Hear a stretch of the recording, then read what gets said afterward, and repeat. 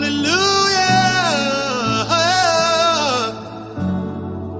below. Hallelujah.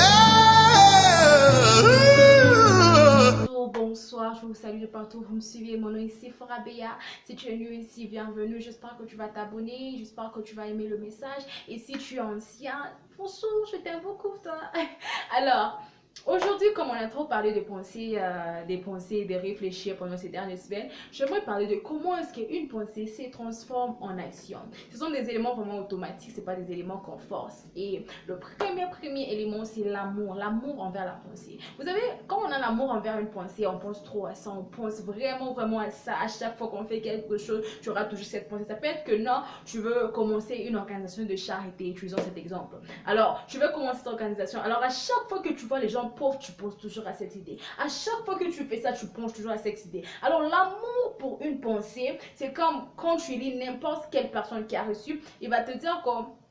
Elle va te dire que c'est la passion et l'amour qui te pousse ou l'amour qui te pousse à accomplir quelque chose. Peu importe la difficulté, quand tu es déjà investi, quand tu es déjà amoureux de ces projets, tu vas vraiment l'accomplir. Alors l'amour pour une pensée nous pousse aussi à transformer cette pensée-là en action. Des fois, c'est même sans qu'on puisse se rendre compte, mais on commence déjà à réagir basé sur cette pensée-là. Alors, le premier élément que je vous introduis aujourd'hui qui pousse nos pensées à se transformer en action sur l'amour envers cette pensée-là.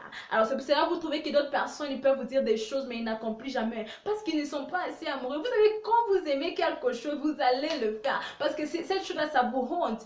Quand vous le faites pas, vous pensez toujours à ça, vous dites que vous savez quoi, je dois faire quelque chose. Alors, si tu te trouves que tu as une pensée, mais tu n'as pas la force de faire ça, peut-être tu n'aimes pas ça seulement. Numéro 2, c'est l'essence ou la raison derrière une pensée. Alors, on utilise l'exemple des charités, non? Alors, tu veux ouvrir une organisation de charité. Alors, tu te demandes pourquoi est-ce que j'ai toujours cette pensée, pourquoi est-ce que j'ai toujours cette pensée de charité là, pourquoi. Alors tu trouves que tu es une personne qui a aidé les gens. À chaque fois que tu sors, tu vois les gens pauvres, tu leur donnes quelque chose, des trucs comme ça. Alors tu vas te dire que ok, cette idée d'ailleurs, ça va m'aider à rencontrer plusieurs personnes, parce que souvent je rencontre peu de personnes, mais quand j'ouvre une organisation de charité, on va commencer à faire de sorties, de choses comme ça, on va encore rencontrer beaucoup de gens, we're gonna reach a lot of people, vous voyez un peu. Alors,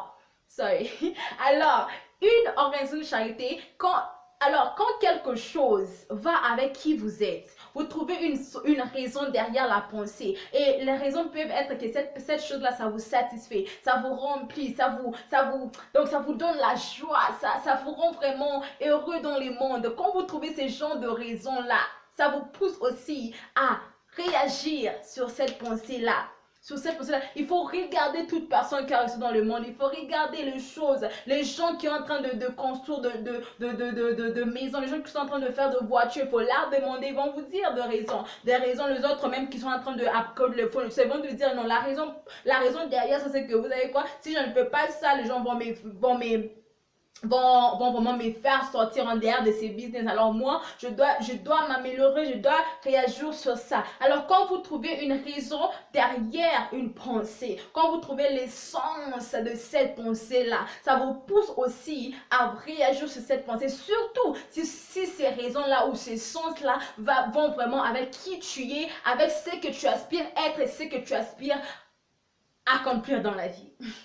Numéro 3, la détermination. Alors, tu as trouvé ces éléments, j'aime ça, je suis vraiment intéressée, ça me donne le sens, ça me donne la joie. Alors, détermination pour faire accomplir. Vous savez, dans la vie, quand on n'a pas la détermination, peu importe ce qu'on fait, donc on va finir par abandonner. Vous savez, la détermination, c'est ce qui amène la persévérance. La détermination, c'est ce qui pousse les gens à vraiment continuer, même quand ils voient que, vous savez quoi, ici, je suis vraiment foutu, mais la personne continue parce que la personne sait que la personne sait que j'ai un plan merveilleux et je vais accomplir ces plans-là à la fin. Vous savez, la détermination, c'est ce qui nous pousse à voir le produit fini. Quand même, on ne sait pas comment continuer à construire ces produits-là. Il faut apprendre à avoir une détermination pour les choses que vous voulez accomplir, pour les choses que vous voulez voir dans la vie. Sans détermination, vous n'allez jamais aller nulle part. Sans détermination, vous allez commencer et vous allez finir. Surtout dans ces mondes où les gens nous critiquent, dans ce monde où les gens nous disent, nous minimisent. Les gens voient notre début qui est vraiment pas assez fort et qui nous minimise, qui nous critique et tout ça. Surtout dans ces mondes, quand tu n'as pas la détermination, tu ne vas jamais aller nulle part. Et pour que la détermination puisse venir, tu dois aimer cette pensée-là. C'est pour ça que je commençais avec tout ça. Quatrième élément qui aide notre pensée à se transformer en action, c'est une décision. Prendre une décision. J'ai cette idée, j'ai cette pensée d'échanger le monde d'une manière extraordinaire. Je veux avoir cette entreprise de charité. Il y a beaucoup de gens dehors qui souffrent. Je veux aider ces gens-là. Je veux les amener des habits. Je veux les construire de maison. Je veux faire ce genre de choses. Prendre une décision. Vous savez, c'est seulement une décision qui nous met derrière. C'est le manque de prendre des décisions qui nous met derrière dans la vie. Les gens ont des idées extraordinaires, mais ils ne savent pas le mettre en pratique parce qu'ils ne savent pas prendre des décisions. Quand tu prends une décision, tu te dis que ici, ce n'est pas là où je dois être. Moi, je dois être loin. Tu prends cette décision-là et tu travailles sur cette décision-là. Tu iras loin. La vie, c'est une décision. Décider que ce que tu es en train de vivre là, ce n'est pas ta vie. Décider que ce que tu es en train de traverser là, ce n'est pas ce que tu devais traverser. Il faut refuser certaines choses et prendre des décisions qui nous amènent en haut. Ok, j'espère que vous m'avez entendu. Je vous aime très bien, je vous aime très bien. J'espère que j'avais aidé quelqu'un et aidez-moi si j'ai manqué quelque chose, mais je ne sais pas, je crois que je vais encore continuer avec ça, avec quelques autres éléments aussi. On va continuer avec un nouveau topic la semaine prochaine. Alors, je vous aime très bien, passez un très bon week-end, je vous aime encore trop. Alors, quelque chose juste pour finir avec. La vie est trop courte pour trop réfléchir, pour trop penser et n'y rien faire à la fin. On a besoin de gens qui réfléchissent, des gens qui mettent leurs pensées en pratique, en action.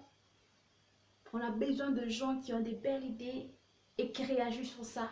Pas les gens qui cachent leurs idées, les gens qui ont des idées extraordinaires et qui ne font rien avec. Le monde a besoin d'aide. Dans n'importe quel département, il y a quelque chose qui manque. Alors ton aide va vraiment être appréciée. Ne te cache pas. Prends le courage de réagir. Prends le courage de transformer tes pensées en action. Ça sera vraiment bien. Tu seras même fier de toi. Je vous aime très bien. Alors passez un très bon week-end. Que la paix de Dieu soit avec vous tous. Bye bye. 'Cause you deserve the glory.